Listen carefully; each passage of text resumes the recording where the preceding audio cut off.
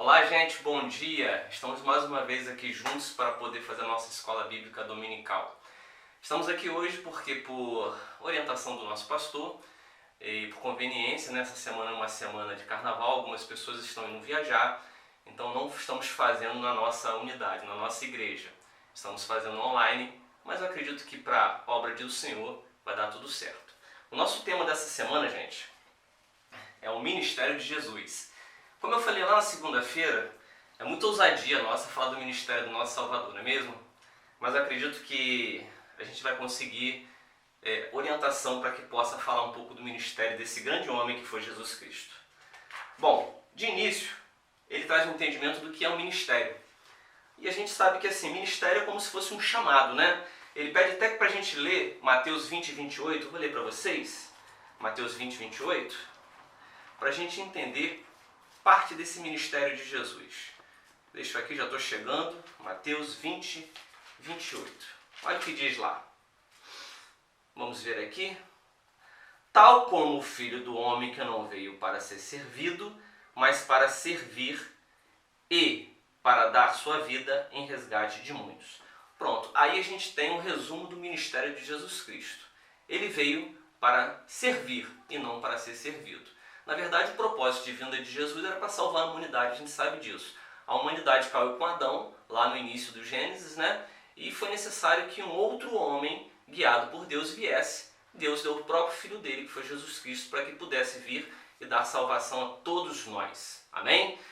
Vamos dar uma continuidade aqui no nosso texto. E ele fala que o ministério de Jesus, ele tem uma natureza tridimensional. Jesus veio para ensinar, para pregar e realizar os milagres que eram próprios desse ministério. Obviamente que quando você é profissional, por exemplo, vamos supor, eu vou pegar meu caso que eu sou enfermeiro, né? Então, assim, quando eu estou na minha atividade, obviamente que eu tenho que saber o que eu estou fazendo em teoria e em prática. Então, se alguém me perguntar, Anderson, por que você faz uma intramuscular com uma agulha tal? Não vou dizer o nome da agulha não, para vocês não pegarem cola, tá, gente? Por que você faz uma intramuscular com a agulha tal? Eu vou explicar teoricamente como funciona e na prática como funciona. Tá certo, gente? Só que Jesus era maravilhoso. Então, além de saber a teoria e a prática daquilo que ele fazia, ele praticava com milagres, com revelação daquilo que Deus queria para cada um de nós. Então, disse que a natureza do ministério de Jesus Cristo era tridimensional. Tá certo, gente? Vamos ler aqui Mateus 7, versículo 28 e 29. Desculpa se eu estiver correndo, mas você dá uma pausada no vídeo aí e você posiciona a sua Bíblia, que fica mais fácil para a gente acompanhar. Mas eu estou folheando aqui como se a gente estivesse fazendo isso juntos, tá? Mateus 7, 28 e 29. Cheguei aqui, vamos ver o que está escrito. E aconteceu que, quando Jesus acabou esse discurso, a multidão se admirou de sua doutrina. Olha isso aí. Porque os ensinava como tendo autoridade e não como os escribas. Então Jesus veio inaugurar um novo método de ensino. Obviamente que os homens daquela época eles eram cercados pelas leis judaicas, né? Jesus veio trazer uma nova doutrina, um novo método. Ele se colocou em verdade, né, naquilo que ele era guiado pelo Pai, e ele começou o cristianismo. A gente tem o cristianismo com Jesus Cristo. Era a doutrina que ele pregava. Bom, continuando na nossa leitura. Lembrando sempre que a gente está fazendo acompanhamento da revista Discipulando, uma revista que foi eleita pela nossa igreja para que a gente pudesse fazer esse aprendizado juntos, tá, meus amados? Bom, Jesus veio cumprir um propósito, e esse propósito ministerial dele era um propósito divino. Não era um propósito próprio, né? A gente, no nosso dia a dia, a gente quer cumprir tarefas próprias. Jesus não veio cumprir aquilo que ele determinava. Ele veio guiado por uma orientação superior, a orientação do Pai dele, do nosso Deus. Onde que nós podemos ver isso, né? Ele estava revestido, embora ele fosse humano, embora ele estivesse com características humanas, Jesus era o próprio Deus. Mas ele se despiu dessa deidade, divindade, como queira, para que ele pudesse cumprir um propósito dele como homem na terra, mas o propósito era espiritual. Onde que a gente pode ler isso, gente? Vamos lá em 1 Pedro 2, de 22 a 23. Mais uma vez eu vou folhear aqui vagarosamente a minha Bíblia. 1 Pedro, capítulo 2, versículos 22 e 23. Cheguei lá. Vamos ver. O qual não cometeu pecado. Ele está falando da humanidade dele, né? Nem na sua boca se achou engano algum. O qual, quando o injuriavam, não injuriava. Quando padecia, não ameaçava, mas se entregava àquele que julga justamente. Falamos de coisas humanas, né? De condutas humanas. Mas só que o sentido desse texto aqui, na verdade, é um sentido espiritual tremendo, grandiosíssimo. Lembra que eu falei agora há pouco que nós vínhamos de uma cultura judaica, uma cultura totalmente legalista, e Jesus veio inaugurar o cristianismo? Ele mesmo não falou isso, né? Mas essa nova doutrina que ele criou é o que nós seguimos hoje, é o cristianismo. Mas ele veio criar uma doutrina de amor, porque essa conduta de que ele estava falando aqui, ó, o qual quando o injuriavam, não injuriava. Então ele não respondia a mesma medida. Ele não respondia dente por dente, olho por olho, que é preceito de séculos e séculos atrás. Inclusive assim, no direito a gente aprende isso, tá? Uma palhinha para vocês. É o Código de Hammurabi. O Código de Hammurabi ele foi 18 séculos antes de Cristo. Fazia parte da Babilônia. A Babilônia é muito antiga, né? Então no direito a gente aprende isso, que a conduta era a lei do talião. O que é a lei do talião? É o olho por olho, dente por dente. Então, se alguém te ofende alguma coisa, você vai... Por exemplo, um ladrão. O ladrão ele te roubou. Você vai lá e corta a mão desse ladrão, é direito seu. Misericórdia, né, gente? Ao invés de oferecer perdão, ao invés de oferecer alguma coisa que ele possa transformar aquela atitude dele equivocada em amor, você cortava a mão dele, cortava o ouvido, matava, tinha direito de fazer isso. E nesse direito ele não foi instituído por Jesus Cristo, muito pelo contrário. Jesus Cristo ofereceu a outra face. Então ele falava disso. Outra medida desse ministério de Jesus, né, era suportar as investidas do inimigo. Onde a gente pode ver isso? Vamos lá, Isaías 11. Tá corrido, gente? Vocês me perdoem. Isaías 11. Estou folheando aqui, para você folhear aí também no sofá da sua casa ou na cadeira do café da manhã. Isaías 11. Estou chegando lá. Opa. Passei um pouquinho. Isaías 11, versículos de 1 a 5. Vamos ver o que está escrito lá.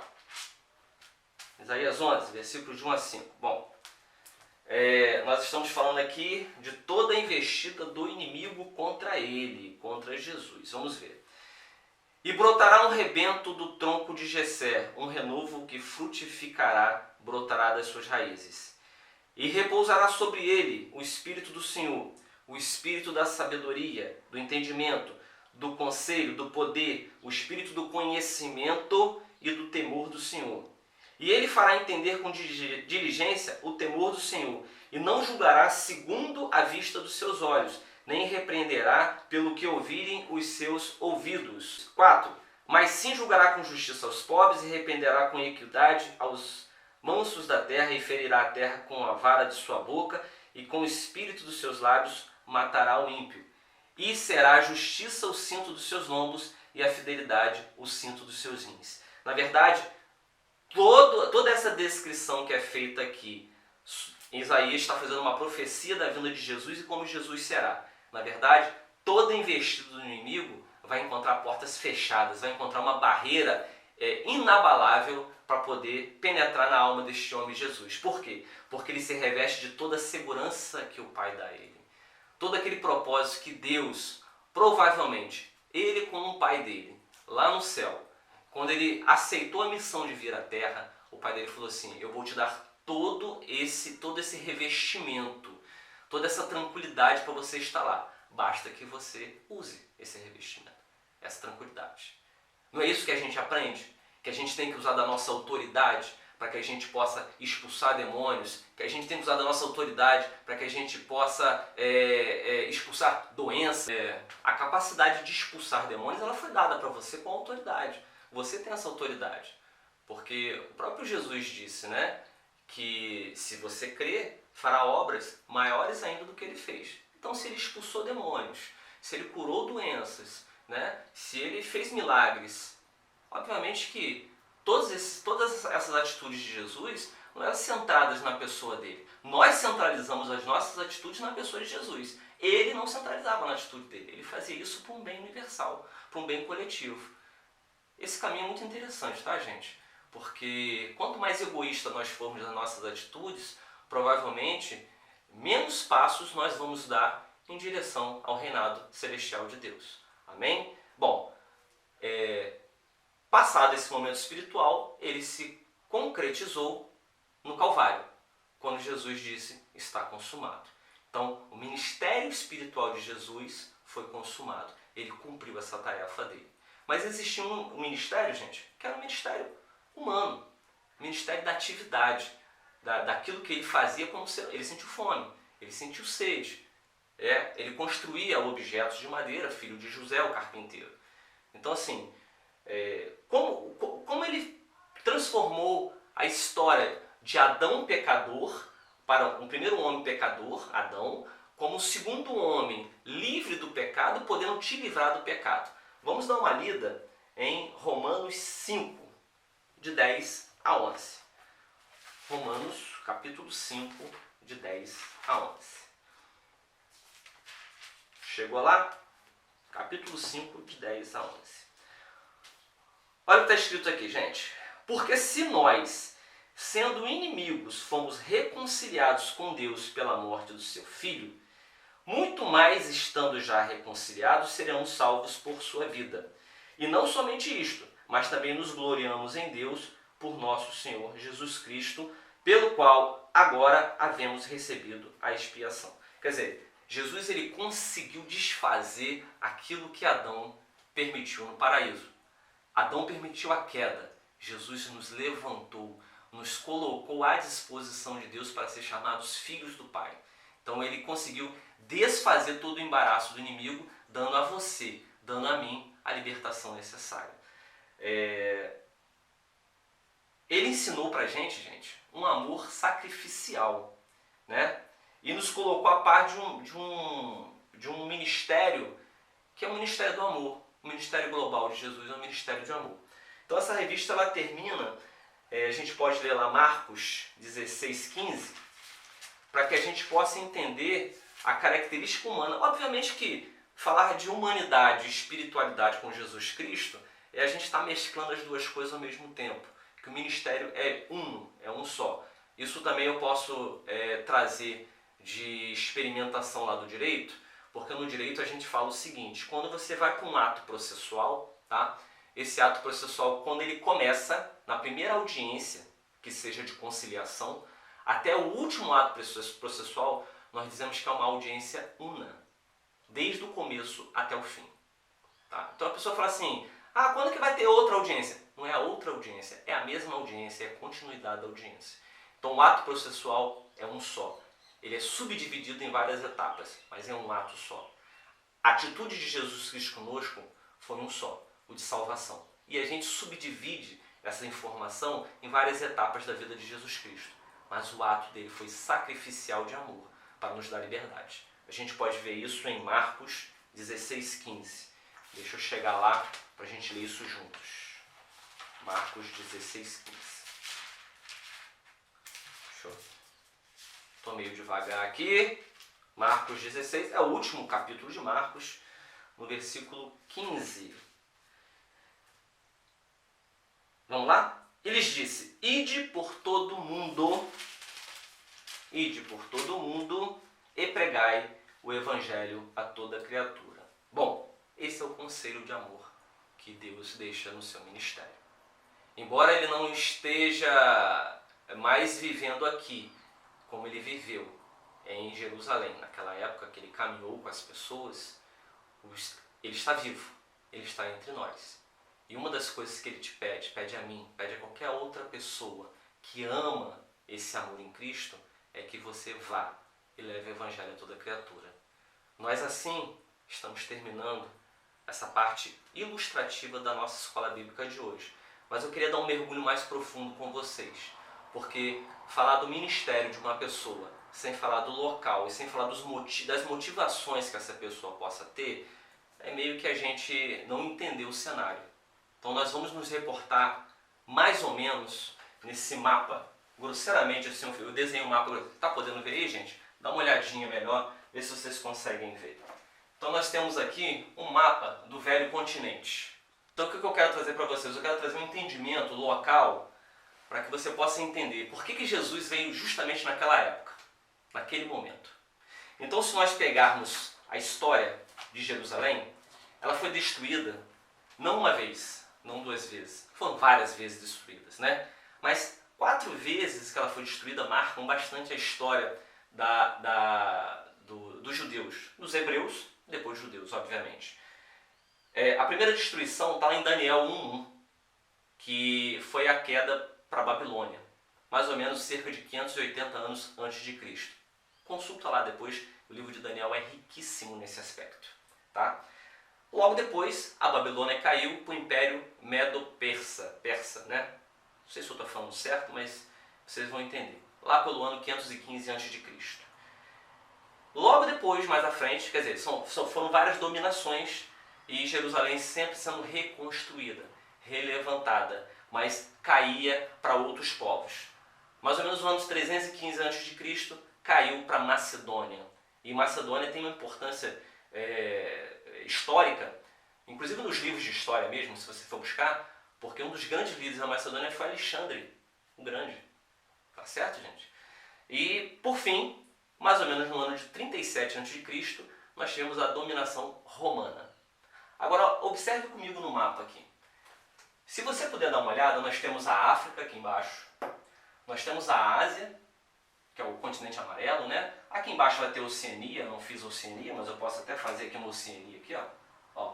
Aqui vai estar a Antártida, não é isso? Ou Antártica? Não sei, acho que é Antártida. Ásia, lá. A Rússia, que era a antiga União Soviética, que está bem um pouquinho mais acima, e aqui a Europa. Se eu falar para vocês assim, onde que Jerusalém estava neste mapa aqui? Observa aqui. Eu vou dar uma marcação aqui mais ou menos, tá? Porque isso aqui é um mapa grotesco e eu não estou fazendo delimitações geográficas. Eu quero trazer um entendimento para que você entenda junto comigo o que aconteceu naquela época. Então vamos marcar Jerusalém aqui. Nós estamos marcando mais ou menos aqui. Então, esse primeiro povo, eu falei primeiro povo, mas nós tivemos um povo que um povo que dominou os hebreus, que foi o povo egípcio. Então a gente vai marcar o povo egípcio aqui, ó o povo egípcio aqui, ó, com um triângulo. Esse povo egípcio aqui, ele dominou os hebreus, mas porque os hebreus necessariamente precisaram migrar para cá, porque a terra tinha ficado infértil, vários problemas econômicos, vários problemas alimentares. Então eles procuraram socorro no egípcio junto com José. E eles conseguiram se levantar, né? Aí teve a fuga para o Mar Vermelho, rodaram no deserto do Sinai, o deserto do Sinai é mais ou menos por aqui, mas essa não é a história mais importante não. Então os babilônios foram aqui, ó, mais ou menos nessa região aqui, ó. Os babilônios foram lá e tomaram. Aí o povo persa, mais ou menos aqui assim, ó. Aí foram lá, tomaram e destruíram. Eu estou fazendo cada um de um jeitinho diferente para vocês entenderem. E aí os macedônios é por aqui. Vamos botar aqui um asterisco. Os macedônios por aqui. Tudo mais ou menos, tá, gente? E dos macedônios tem uma informação importante que eu não posso deixar de passar. Nesta época, nós tivemos um período em que Troia, representada por Roma, pela Itália, aqui ó, Roma, a parte romana, e Grécia, que era mais ou menos por aqui, viviam em guerra. Grécia era um povo de cultura de inteligência muito avançado nas artes, nas pinturas, na eloquência verbal, tanto que a gente tem a figura de Aristóteles, o grego Aristóteles, que ele falava do silogismo aristotélico, eram colocações verbais muito corretas, muito coerentes, e Roma, por outro lado, Roma era como se fosse um povo bárbaro, era um povo de guerra, então eles tinham poderio militar. Obviamente que na guerra de Troia e Grécia, os romanos dominaram a Grécia. Dominaram com a força, mas foram dominados com a cultura.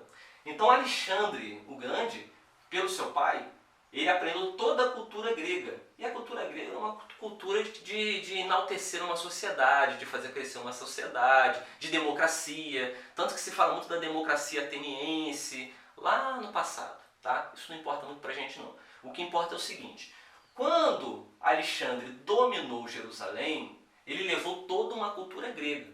Tanto se você parar para analisar, o povo aqui, ele deveria falar o quê? Árabe. A língua marcante dessa região aqui é uma língua arábica. Só que o Novo Testamento, ele está todo em grego. Parou para pensar nisso? Por quê? Porque a cultura foi tomando conta de um jeito.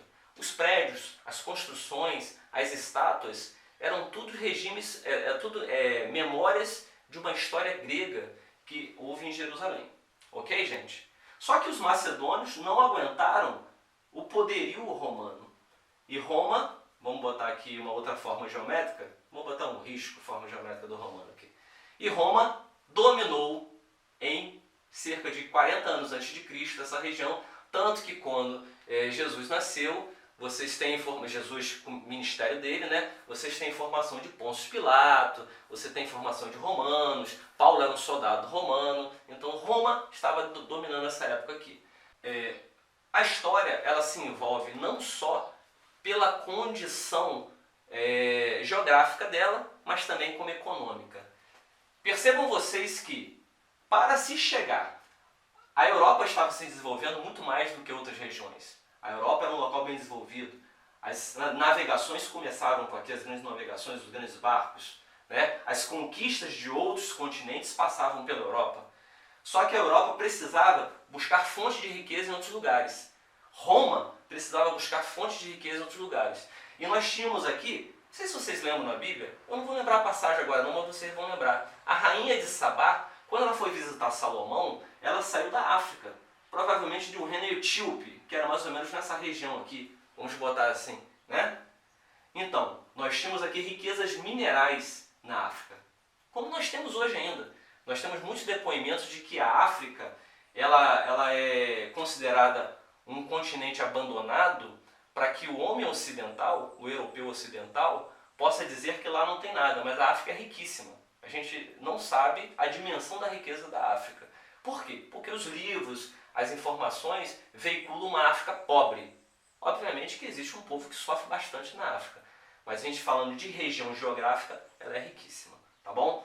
Nós temos a Ásia aqui. A Ásia, costumeiramente, naquela época, na antiga sociedade, fazia-se muitos tecidos, tinha questão de alimentos, né? Temperos, né? Era muito rico nessa região.